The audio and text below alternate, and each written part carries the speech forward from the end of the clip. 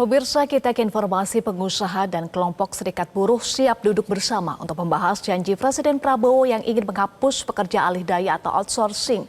Dalam waktu dekat, Presiden ingin mengundang 150 pimpinan buruh dengan 150 pimpinan perusahaan untuk membahas hal ini. Secepat-cepatnya kita ingin menghapus outsourcing.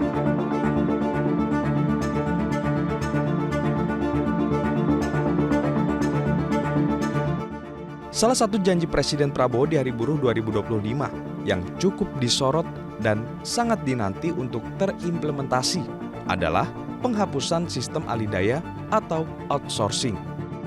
Sebab bagi pengusaha maupun buruh, penghapusan outsourcing bukanlah hal mudah.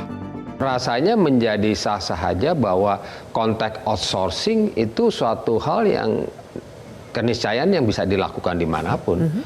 Di dalam konteks bisnis di Indonesia, di global, dan segala macam. Bahkan seperti Nike mengoutsource pekerjaan pembuatan sepatunya di Indonesia dan segala macam, yang sekarang jadi agak bingung dengan kasus Trump dan seterusnya.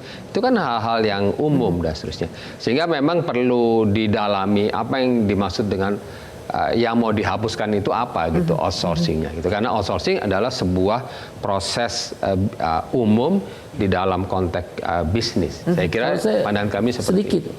Kalau membaca pasal 64 Undang-Undang 13 tahun 2003, 64, 65, 66, penjelasan Pak Aloysius, make sure ya, memang outsourcing itu ada dua. Outsourcing pekerjaan, misal pabrik TV, untuk membuat remote-nya ngapain kerjain? Kasih aja ke outsource perusahaan lain. Itu nggak ada masalah. Itu tidak ada masalah. Nggak ada masalah. Memang yang mau dihapus tuntutannya? Yang mau dihapus itu outsourcing tenaga kerja. Yang kedua. Untuk mengimplementasikan janji menghapus outsourcing, Presiden Prabowo dalam waktu dekat akan membentuk Dewan Kesejahteraan Buruh Nasional. Namun Presiden Prabowo mengingatkan para buruh untuk realistis, sebab Indonesia juga harus menjaga kepentingan investor. Secepat-cepatnya kita ingin menghapus outsourcing.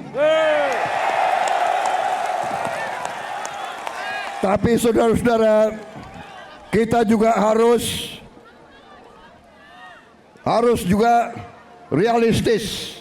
Kita juga harus menjaga kepentingan para investor juga. Kalau mereka tidak investasi, tidak ada pabrik, kalian tidak bekerja.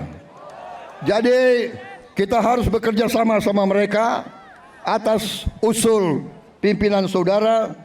Dalam waktu dekat saya akan mengadakan suatu pertemuan di Istana Bogor. 150 pimpinan buruh akan saya pertemukan dengan 150 pemimpin perusahaan di Indonesia. Praktik outsourcing atau alih daya telah lama menjadi bagian dari dunia ketenaga kerjaan di Indonesia. Meski dianggap efisien bagi perusahaan, praktik ini terus menuai polemik, terutama dari kalangan buruh. Tim Liputan, Metro TV. Jelajahi cara baru mendapatkan informasi. Download Metro TV Extend sekarang.